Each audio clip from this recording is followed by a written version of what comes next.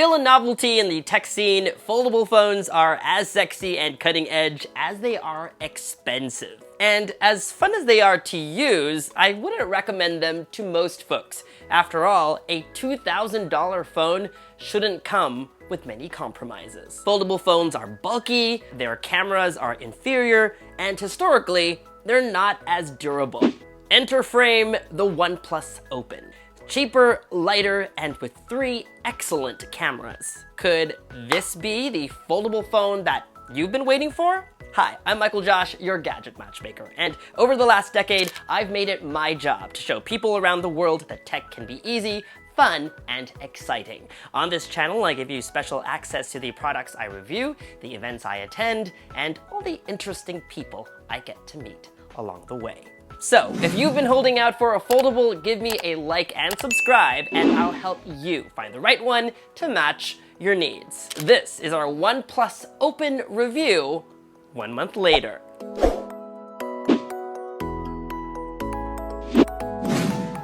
When it comes to foldable phones, size, shape, and aspect ratio are everything. And it's a tough balancing act. You want a device that, when closed, can be comfortably used like your usual candy bar smartphone. And when opened, you want a slim and light tablet with a reasonably large display. Surprisingly, manufacturers have struggled to find this golden ratio. Samsung's Galaxy Z Fold, the pioneer, has been through 5 iterations, but its biggest flaw has remained unaddressed. Its cover screen is narrow and cumbersome to type on. Google tried to address this when they introduced the Pixel Fold this year. It's shorter and stouter, but also a tad bit too wide. So much so that it's more of a two-hander. It's also surprisingly heavy. This, I think, is where OnePlus does an excellent job. The new OnePlus Open offers the best of both worlds. It's just wide enough to type comfortably on, but also opens up to a decently sized tablet. It's wide enough, thin enough to not feel cumbersome, and equally as important, it's also light enough. Lighter than both folds, and about as heavy as a Pro Max iPhone before Apple switched from stainless steel to titanium. In the month that I've used it, I've loved using it closed like any other smartphone. Instagram, texting, emails, even writing bits of the script are all tasks that I've done comfortably with the phone closed. And whenever I open it up, it's with intention. Like when I'm on the subway and want to pass time by solving the New York Times crossword, at a park and want to read a book, or just lounging around at home and wanting to watch some videos. The best part, though, is when I'm multitasking. The OnePlus Open handles multiple apps better than its competition. More on that later.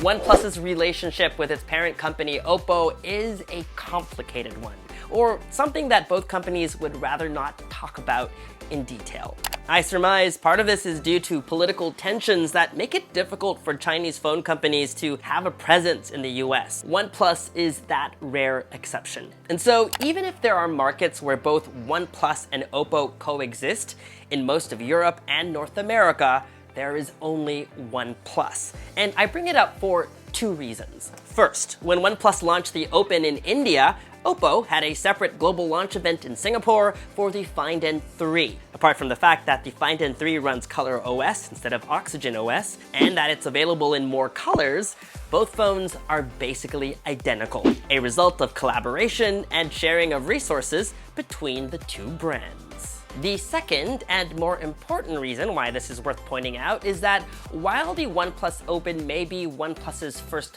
foldable, it's technically not a first generation device.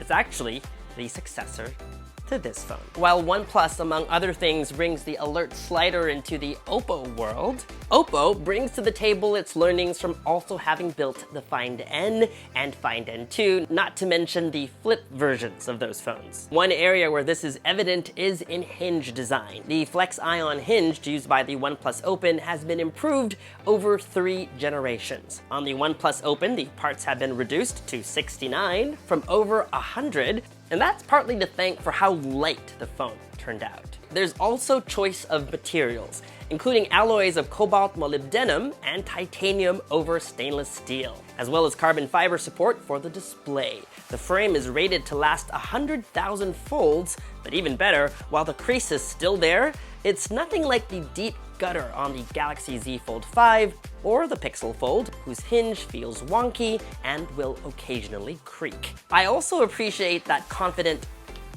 snap, snap, snap when you open it.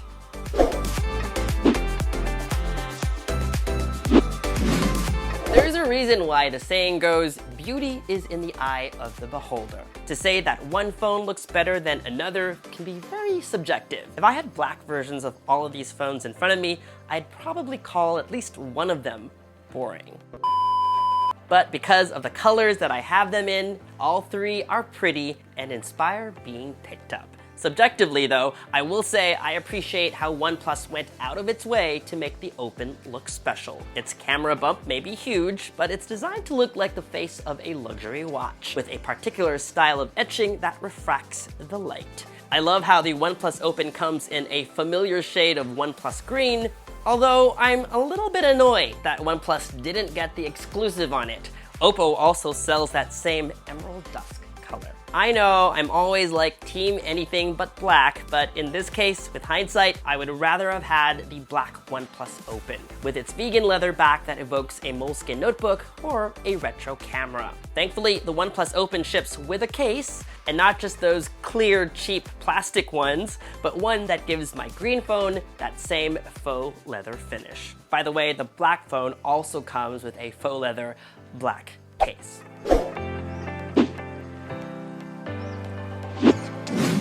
Up to this point, the OnePlus Open feels superior to its competitors, but there are some categories where the Galaxy Z Fold 5 and the Pixel Fold are better, and it's worth pointing out. The first is wireless charging. Recently, I sat down with OnePlus USA's Marcel Campos, and he says wireless charging tech isn't there yet. One thing that we have to have in mind when it comes to the wireless charging is not wireless at all. It's just that you don't need to connect the cable. But also, I think like, oh my God, what is connected to the base? Yeah. It's a cable that you can put in your device. Yes. And it will not trash energy and it will charge super faster. Yeah. So why use that? And that OnePlus prioritized keeping the phone slim and light. Take it as an excuse or not, Apple dragged its feet on wireless charging too, and it was heavily criticized for that until it unveiled MagSafe, which solved the problem of aligning wireless charging coils. Perhaps OnePlus is waiting for that solution to be adapted as a universal standard. Who knows? In the meantime, OnePlus is the only phone company in North America that offers true fast charging. A 10-minute top-up from 0 gets you to nearly 40%, and a full charge takes only just above 40 minutes. While OnePlus offers 67-watt charging, the closest competitor would be 45-watt charging on the Samsung Galaxy S23 Ultra, but you'll need to buy a separate charger and not use the cable that comes in the box. It kind of evens out in the end. You win some, you lose some. Personally, I would rather have super fast charging versus wireless charging any day. But that's just me. What about you? Sound off in the comments section below. The other commentary I see online is the lack of an IPX8 rating. While dust protection is a no-go across the board, the folds from Samsung and Google can be submerged in 1 meter of water for 30 minutes, which means if you ever accidentally drop your phone in the sink or toilet, you're safe. The OnePlus Open has an IPX4 rating, meaning at best, it's good if you're ever caught in the rain. Swimming even, but I don't do this anymore because while most phone manufacturers offer some sort of water resistance or water protection, if you look at their warranties, nobody supports water damage. In its current iteration, one thing that Samsung has over the OnePlus Open is support for the S Pen. That's not to say the OnePlus Open doesn't have pen support. In fact, if you dive into settings, additional settings, you'll find there's stylus. My sources tell me the Oppo Find N3 supports this pen, and just before filming this video, I saw an article on Android Authority confirming that that pen works with the OnePlus Open.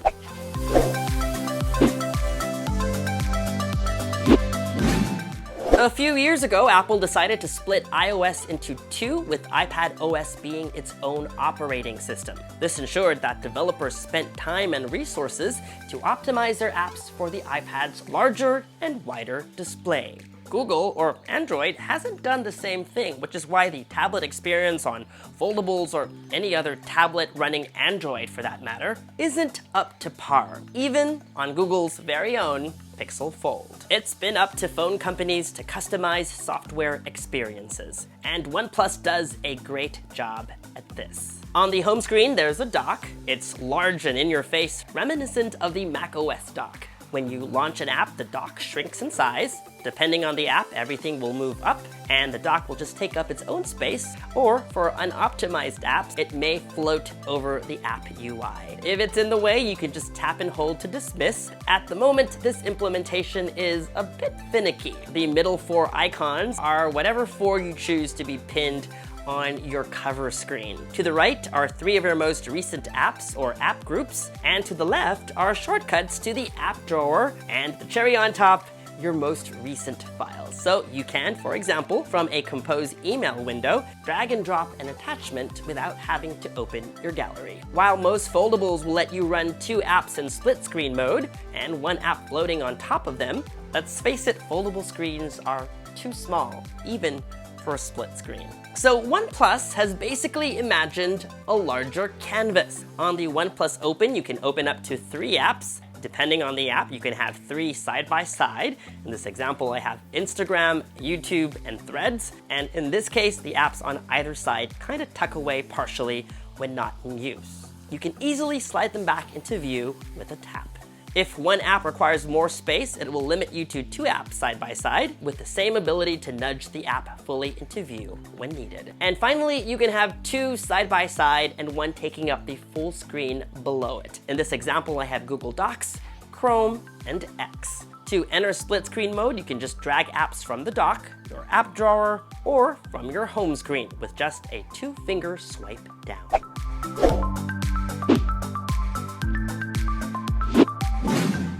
One of the challenges of building a foldable phone is not having enough space to put in good camera hardware. Compare the thickness of the iPhone's chassis to one side of the Galaxy Z Fold 5, and you'll understand why cameras on foldable phones do not measure up to their premium or top-tier siblings. OnePlus's approach to this problem is twofold. First, the camera bump is much larger, taking up almost 1/3 of the phone's back. This creates room for larger image sensors. In fact, compared to the Galaxy Z Fold 5 and Pixel Fold, the OnePlus Open has larger sensors across all of its 3 cameras. Larger sensors let in more light, so this is definitely a good thing. Second, the use of an innovative new sensor from Sony called Lightia. The best camera phones of 2023 have large 1-inch sensors, but they require a lot of internal space which the OnePlus Open does not have. Lightia has a stacked sensor with an entire layer for the photodiode. This lets in more light. OnePlus says that effectively, it's as good as a 1-inch sensor without taking as much space. What you get are night shots that are brighter, sharper, and with more detail.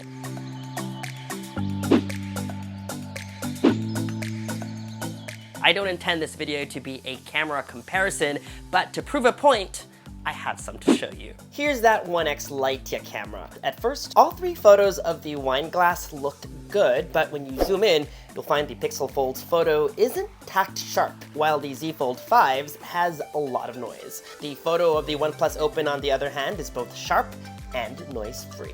Now onto the other cameras. Next is the ultra-wide angle. First, a human subject. I love the colors on the Z Fold 5's photo, but it's got way too much blur and noise. The Pixel Fold is darker, but sharp, at the cost of noise. The OnePlus Open's photo is brighter, yet softer, but still usable. Here's another with night mode kicking in on all phones. I definitely prefer the rich blues on the Samsung.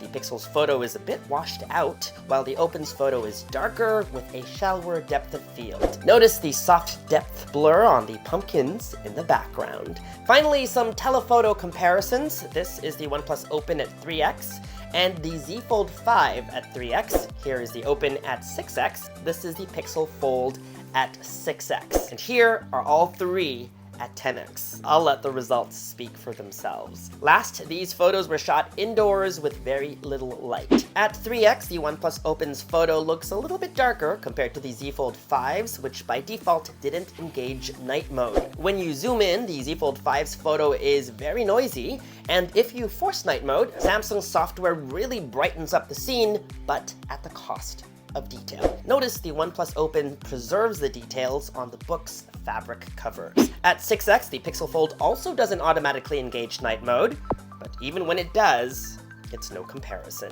Recently, I took my parents to see Sweeney Todd on Broadway, and we wanted to take a selfie, and my iPhone and both the OnePlus Open selfie cameras didn't do such a good job because it was dim inside the theater, and then I realized we could use the main camera.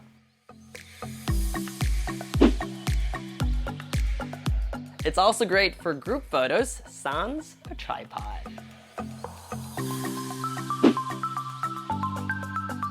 Here's a collection of my favorite photos shot on the OnePlus Open.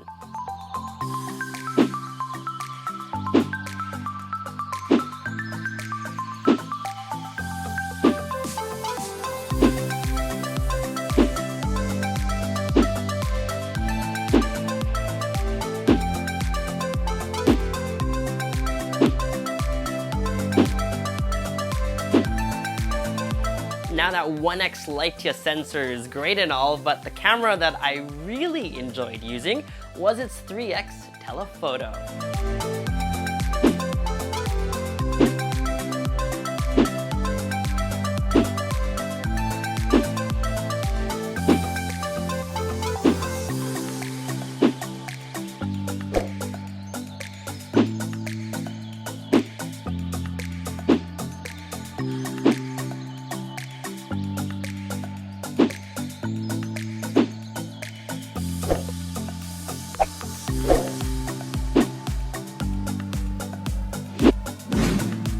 Over the years, OnePlus has made a name for itself building top-of-the-line phones for less. And even if the Open is their most expensive phone to date, they've managed to undercut competition in a significant way. At first glance, it might look like the device is just $100 cheaper than the Z Fold 5 and Pixel Fold, but if you look closely, the Open comes in only one configuration with 512 gigabytes of storage. So if you actually compare models with 512 gigs, you'll find that the Open is now $200 cheaper. But it doesn't end there. Here in the US, OnePlus is offering an insane, never heard of before, trade-in policy. Any phone, any condition. And that's not only on the launch. This is for the lifetime of the product. Any phone, any condition. Wait. Okay, so I can trade in my busted iPhone 4S. I mean, like, the screen is cracked, and I'm not even sure what to do with it, and you'll give me $200. I don't mind. I'd love to give some punches on the fruit phone. So this is great. Yes? Is it yes? Yeah. If it's really broken, I don't mind. What about my Nokia 3210? Oh. That's unbreakable. But yes. You would take it as well? You know what? If you bring this phone, if you bring this phone, I will accept this phone. Really? Really. Any phone, $200? landline phones, dial phones like this. Wait, is this a joke? I will give you $200 trade-in value. my God. It starts with $200. It goes up to 1,000, sometimes more, depends on the model you have. But it starts with $200 trade-in. Any phone, any condition, any phone, any condition can be that old piece of trash here. This brings the price down to $14.99. So, is the OnePlus Open your gadget match? Well, the reviews are in, and overwhelmingly the consensus is clear. The OnePlus Open is the best foldable in the market today. And after 1 month of having this phone in my pocket and in my bag, I can wholeheartedly say that I agree. It deserves the GadgetMatch seal of approval. Here in the US, only 2 other companies make book-style foldables, so when OnePlus announced or teased that they were going to make a foldable, I was pretty excited, and I'm so glad that OnePlus was able to come out with the well-rounder that the Open actually is. On top of that, what I'm really excited about is how this phone will push the other competitors or other phone brands to really step it up. 2024 is going to be an exciting year if you love foldables. Are you going to pick one up, or are you still leaning towards the other phones? Let me know in the comment section below. Or maybe you're just not ready for a foldable just yet. That's okay too. I'd love to hear your thoughts. Make sure to subscribe to this YouTube channel and hit that bell icon if you'd like to see more videos like this one. Follow me on social media for all the behind the scenes fun stuff, and for news and updates, make GadgetMatch.com your daily habit. Until the next video, I'm MICHAELJOSH. Thanks for dropping by.